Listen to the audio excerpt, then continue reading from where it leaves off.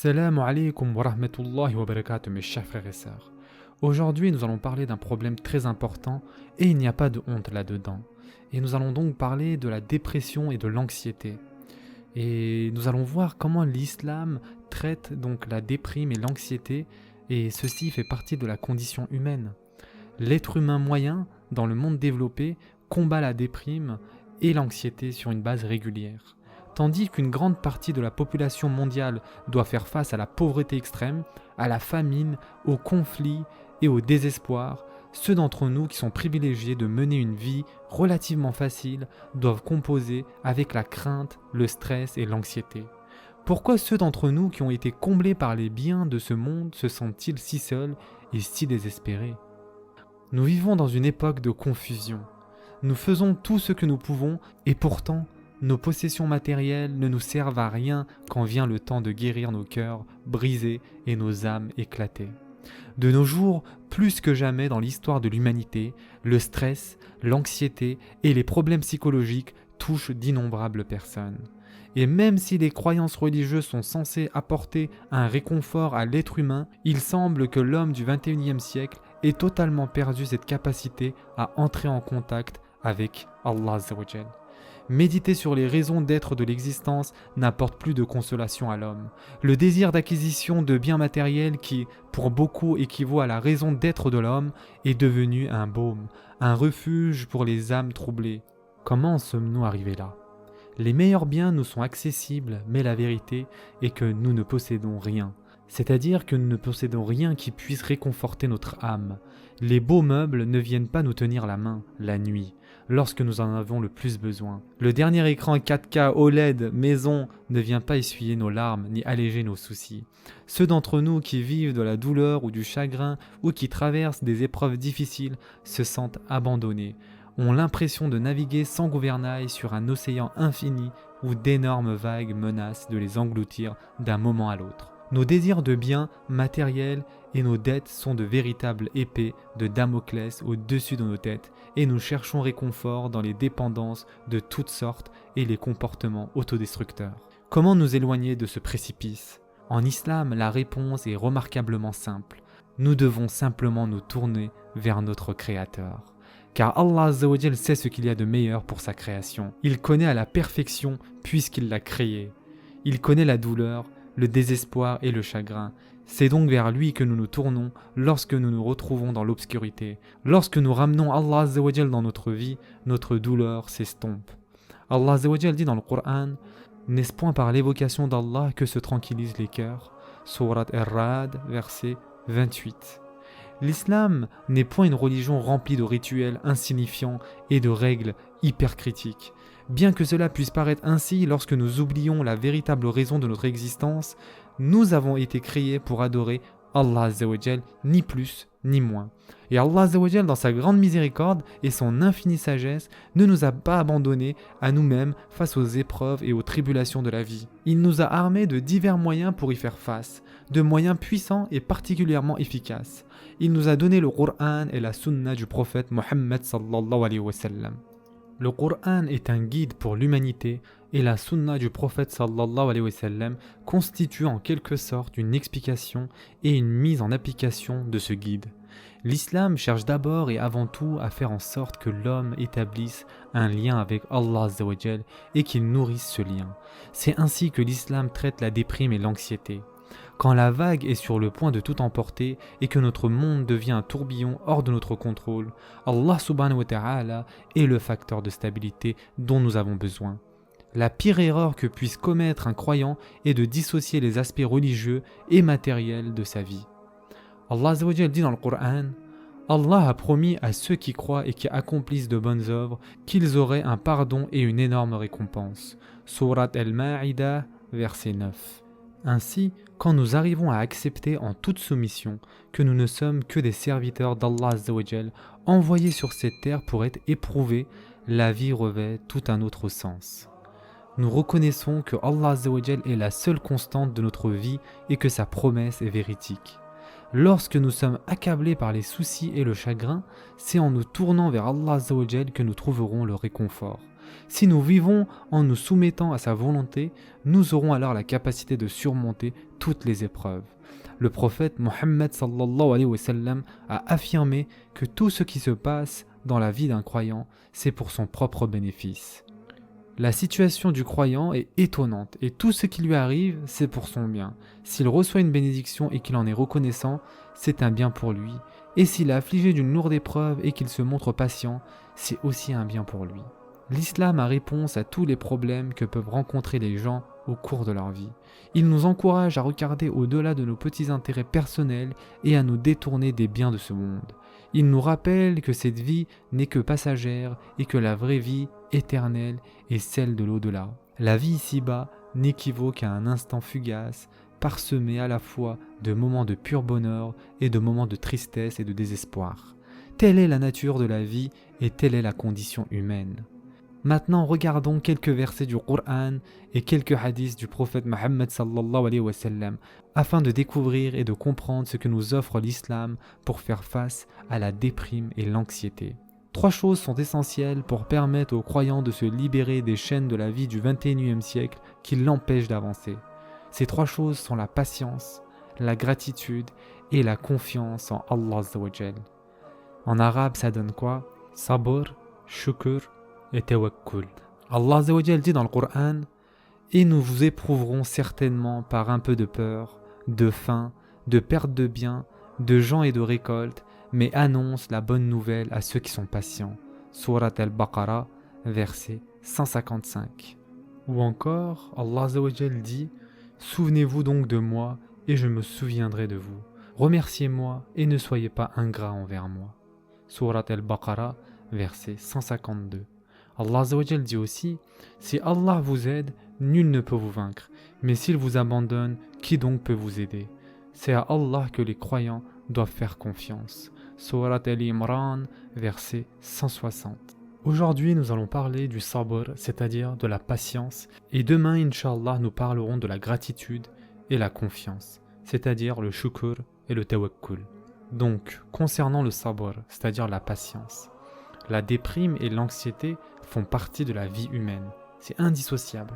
La vie est constituée d'une série de moments, certains qui sont joyeux, qui nous font sentir le cœur léger, et d'autres plus sombres, qui nous font plonger dans la déprime et l'anxiété. Et entre ces deux extrêmes, il y a la vie quotidienne, avec ses hauts et ses bas, ses périodes banales ou ennuyeuses et ses moments agréables. C'est au cours de ces périodes de la vie quotidienne que le croyant doit tenter d'établir un lien solide avec Allah subhanahu wa ta'ala. Il doit s'efforcer d'établir un lien qui deviendra impossible à rompre. Quand les bons moments de la vie emplissent notre cœur et notre esprit de bonheur, nous devons garder à l'esprit qu'il s'agit là d'une bénédiction d'Allah Azza wa Jal. De même, lorsque nous vivons de la déprime et de l'anxiété, nous devons comprendre que cela vient aussi d'Allah Azza wa Jal, même si, à première vue, nous n'en voyons pas les bienfaits. Allah Azza wa Jal est très sage et très juste. Quelle que soit la situation dans laquelle nous nous trouvons et quels que soient les événements ou les problèmes auxquels nous devons faire face, il est impératif que nous comprenions que seul Allah Azza wa Jal sait ce qu'il y a de bon pour nous.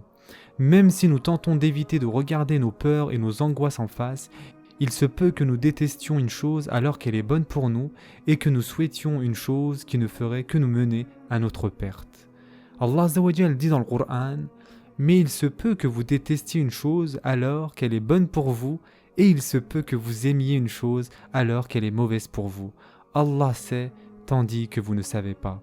Surat Al-Baqarah, verset 216. La vie d'ici-bas a été conçue par notre Créateur, de façon à maximiser nos chances de connaître le bonheur éternel dans l'au-delà. Lorsque nous affrontons les épreuves de la vie, cela nous fait grandir et gagner en maturité, et c'est ainsi que les épreuves suivantes nous paraissent alors moins difficiles. Allah Azza wa Jal ne nous a pas laissés à nous-mêmes devant les épreuves et les tentations de ce monde. Il nous a équipés d'armes puissantes, et les 3 plus importantes sont la patience, la gratitude et la confiance en Allah Azza wa Jal. Un érudit musulman du XIVe siècle, Ibn al-Qayyim, a dit que notre bonheur en cette vie et notre salut dans l'au-delà dépendaient de notre patience. En effet, Allah Azza wa Jal dit dans le Coran, « Certes, je les récompense aujourd'hui pour leur patience, et ce sont eux maintenant qui triomphent. » Surat Al-Mu'minun, verset 111. Qu'Allah Azza wa Jal nous permette de faire partie de mes chers frères et sœurs. Allah Azza wa Jal dit aussi dans le Coran, « Et sont pieux ceux qui respectent leur engagement lorsqu'ils s'engagent, et ceux qui sont patients en période de tribulation, d'adversité et de grande tension. Les voilà ceux qui sont sincères, et les voilà ceux qui craignent vraiment Allah. » Surat Al-Baqarah, verset 177. Le terme arabe pour patience est sabr, terme qui provient d'un mot racine signifiant arrêter, retenir ou empêcher. Ibn al-Qayyim a expliqué qu'avoir de la patience signifie parvenir à s'empêcher soi-même de se plaindre et de sombrer dans le désespoir et arriver à se contrôler lorsque l'on se sent triste ou angoissé. Le gendre du prophète sallallahu alayhi wa sallam, Ali ibn Abi Talib radiallahu an, a défini la patience comme le fait de chercher secours auprès d'Allah subhanahu wa ta'ala. Chaque fois que nous sommes affectés par le chagrin ou l'angoisse, notre première réaction devrait être de nous tourner vers Allah subhanahu wa ta'ala. En comprenant et en reconnaissant sa grandeur et son omnipotence, nous réalisons que lui seul peut apaiser et même effacer ces émotions négatives et lourdes qui troublent notre âme.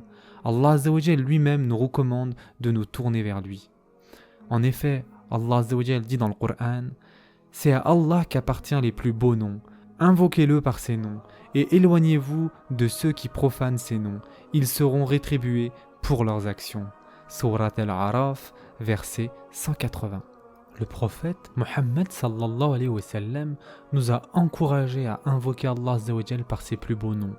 Dans ses propres invocations, il disait entre autres « Ô Allah, je t'invoque par chaque nom par lequel tu t'es toi-même nommé, ou que tu as révélé dans ton livre, ou que tu as enseigné à quelques-unes de tes créatures, ou que tu as gardé secret au sein de ton savoir. » Ce hadith a été rapporté par Imam Ahmed. Dans les périodes de chagrin et d'angoisse, méditer sur les noms d'Allah Azza wa Jal peut contribuer à apaiser notre cœur et à nous aider à rester calmes et patients. Il est important de comprendre que bien que les croyants soient encouragés à ne pas se lamenter bruyamment sur son sort ni à sombrer dans le désespoir, il lui est tout de même permis de se tourner vers Allah Azza wa Jal et de l'invoquer pour implorer son secours. Nous, en tant qu'êtres humains, sommes des êtres fragiles. Nos larmes coulent, notre cœur se brise et la douleur que nous ressentons est parfois quasi insupportable. Même les prophètes, dont le lien avec Allah Azza wa Jal était impossible à rompre, sentaient à certains moments leur cœur se resserrer sous l'effet de la peur ou de la douleur. Et ils se tournaient eux aussi vers Allah Azza wa Jal pour implorer son secours. Mais leur lamentation s'accompagnait d'une douce résignation car ils acceptaient totalement le destin décrété par Allah subhanahu wa ta'ala. Quand le prophète Yaqub alayhi salam désespéra de jamais revoir ses fils, Youssouf alayhi salam et Binyamin alayhi salam vivants, il se tourna vers Allah Azza wa Jal et le Coran. Et nous apprenons qu'il implora Allah Azza wa Jal de venir à son secours. Il savait qu'il ne servait à rien de se mettre en colère car il croyait fermement qu'Allah Azza wa Jal aime et protège ceux qui se montrent patients.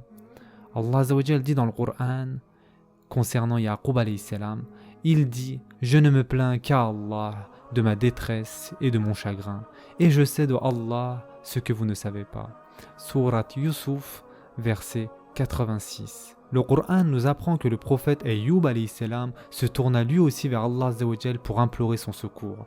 Pauvre et affecté par la maladie, il avait perdu sa famille, ses amis et ses moyens d'existence. Mais il supporta tout cela avec patience, se tournant constamment vers Allah Azza wa Jal qui était son unique refuge.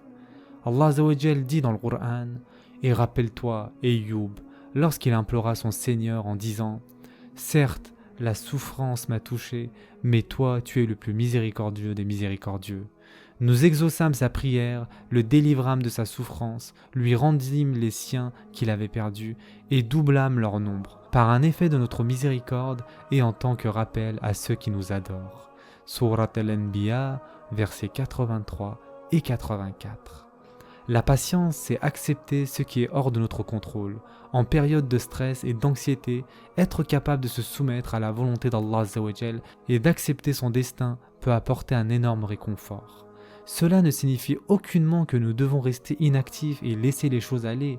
Cela signifie plutôt que nous devons nous efforcer de nous soumettre à Allah Azza wa Jal dans tous les aspects de notre vie, que ce soit le travail, les loisirs, la famille, mais que lorsque les choses ne se passent pas comme nous le souhaitons, nous acceptons le décret d'Allah Azza wa Jal et nous continuons de nous soumettre à lui. La patience est difficile, elle ne vient pas toujours naturellement ou facilement. Le prophète Mohammed sallallahu alayhi wa sallam a dit « Quiconque s'efforce de se montrer patient, Allah l'aidera à être patient ». Il devient facile de montrer patience en toutes circonstances lorsque nous réalisons qu'il nous est impossible de compter tous les bienfaits qu'Allah Azza wa Jal nous a accordés. L'air que nous respirons à chaque instant, le soleil, le vent, la pluie et surtout le Coran, la parole d'Allah Azza wa Jal envoyée à l'humanité. Garder Allah Azza wa Jal à l'esprit et méditer sur sa grandeur est la clé de la patience, et la patience est l'une des clés du paradis éternel, qui est la plus grande récompense d'Allah Azza wa Jal pour ses créatures. Ceci est la fin pour aujourd'hui. Demain, Inch'Allah, nous parlerons de la gratitude et de la confiance en Allah. Prenez soin de vous, mes chers frères et sœurs, et à très prochainement, Inch'Allah.